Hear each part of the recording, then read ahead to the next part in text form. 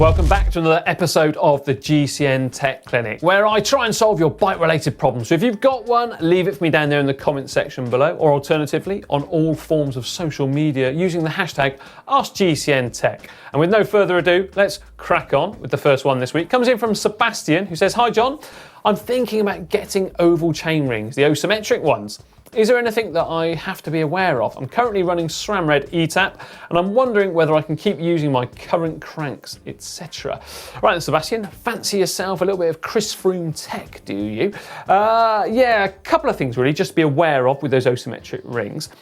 They aren't the easiest things to set up, I must say. You have to have the front derailleur absolutely spot on, and it's pretty high up actually on your seat tube or on the front derailleur braison just to be able to accommodate the oversized chainring size of them, because you tend to go up probably 4 or 5 teeth on them from memory. Secondly, when you're actually using them, you need to use your legs almost like a clutch mechanism. So you want to ease off the gas a little bit when you change the front derailleur to allow the chain to find its way onto the other chainring. They don't tend to work quite as perfectly as, you know, factory fitted components, because they've got shifting ramps and pins and they've really been designed for one another and to work with those specific chainrings. They do work, obviously. Tour de France's have been one on them, but I have spoken to Tour de France mechanics and even they've said they can be a little bit of a pain there. And yeah, like you say, they will work absolutely fine with your SRAM crank arms. The reason being, the actual chain rings are really quite cut away. So the kind of mounting tabs, they come away. There's no filled in chainring material or anything like that. It's quite minimalistic. Right, next up, Luke Benton, who says, "I'm getting a new saddle, using my bike to commute. Any way I can secure it when I lock it up? Or am I going to be taking the seat post with me on my shift?" Right, Luke, good thinking. You don't want to go lugging around a seat post and saddle with you, do you? So instead, get yourself a cable lock and just loop it through the actual saddle rails and then join it onto either the frame or some railings, something like that. Of course, not forgetting to actually lock up the bike itself. Ultimately though, and this is really, really sad news, isn't it, in this day and age, that if someone really wants something, they will take it, but unless it's a very, very expensive saddle, I'm guessing they're just going to pass by and not bother taking it. So just make sure you lock it up there with just a little cable lock. Right, next up, we've got a question from Bug Boy. I think Bug Boy's put some questions in before. Either way, we'll answer this one too. "Hello, love the show. I'm on a Canyon Air road that did not come with integrated bars. Currently running a pair of Zip carbon bars. I've also recently had a bike fit performed to which they flipped my stem to a +6 position. Any recommendations on carbon stems and or carbon bars that fit 1.25" steerer? Right then, Bug Boy, there are a few different options for you there. You've got Vision, Ritchie and Giant. That's just off the top of my head there. But the Giant, from memory, only comes in an 8 degrees, whereas the other two are in a 6-degree angle, so that'd be fine for you. Something though really to consider with this, they are pretty expensive. You're looking probably about £250, €250, $300, something like that upwards for those. So just have a little shop around and maybe be able to find yourself a little bit of a deal there too. Now we've got Hansu Cho, who says, "I'm fairly new to cycling. I've just bought some 700C by 28mm tyres. For the inner tubes, is it better to get an inner tube where the maximum width is 28mm or where the minimum width is 28mm, or are either fine?"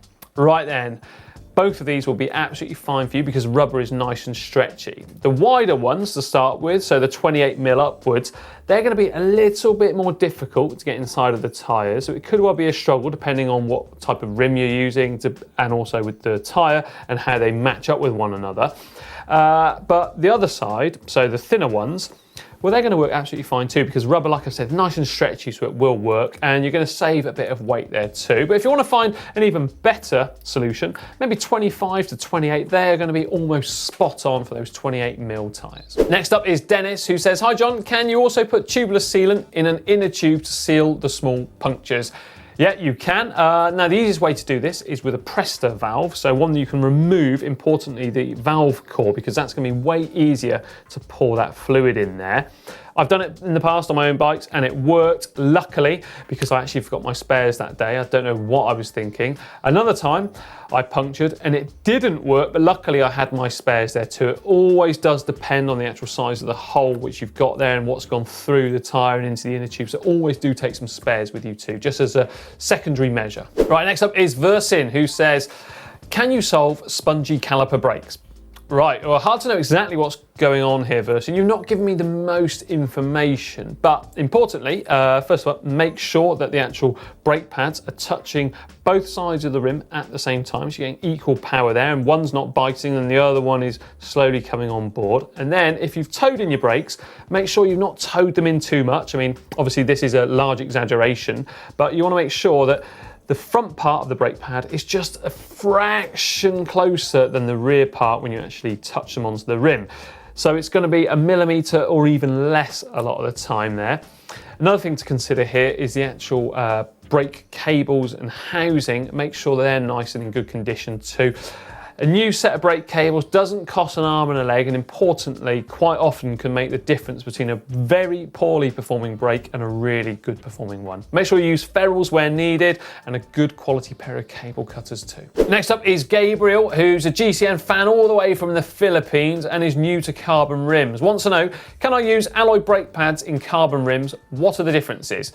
Right, no in a word. The reason being, those two different types of brake pads, alloy and carbon, have different levels of heat resistance. So an alloy one is much lower than a carbon one. And in turn, it means that the alloy pad is generally quite a bit harder in its compound. And when you try and brake onto a carbon rim, it just doesn't give you the same braking performance because it's too tough against the rim. And ultimately, it's going to start wearing out your carbon brake surface, which is going to be not only dangerous, but also costly in the long run there too. Another reason is that many people out there, they just swap between carbon and alloy wheels and leave the same brake pads in. That also is a big no-no. The reason being, when you brake, quite often your brake pads pick up tiny, tiny fragments of aluminium or alloy from the braking surface and from the roads, and they tend to embed into the brake pads, and that too can score the rims and render them useless. For the low cost of specific brake pads, I always recommend the use of them. Final question this week comes in from Andy Turner. I once knew an Andy Turner. Maybe it's you. Right, either way, hi John, great show as always. I have a question. I've just built up my new Trek Madone 9 frame set. The hardest bit of the build was routing the cables through the integrated handlebars. How many times have I heard this about bikes? Something I was keen not to have to do again anytime soon. But on the first test ride, it rides like a dream. That's great. Except the cable rattling inside of the handlebars, that is not great. Please help and suggest ideas other than expanding foam would be greatly appreciated. Right, yeah, do not put expanding foam inside of your handlebars. That makes a hell of a mess. And well, it's not difficult to, well, it's not easy to get rid of, should I say.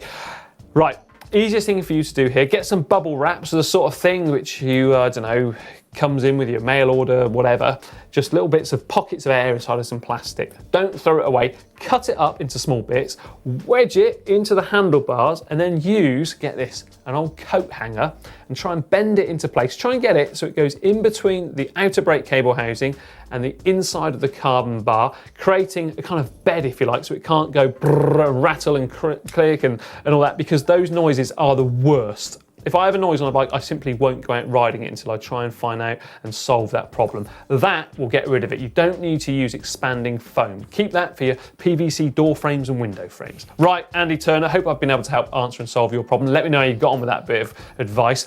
Now remember as well, like I said at the start, if you've got a problem, leave it for me down there in the comment section. I love reading through them and trying to solve them. Remember as well to like and share this video with your friends. Don't forget as well, check out the GCN shop, shop.globalcyclingnetwork.com. We've got so much for you to check out. Now, for more things to check out, how about clicking just here and just here.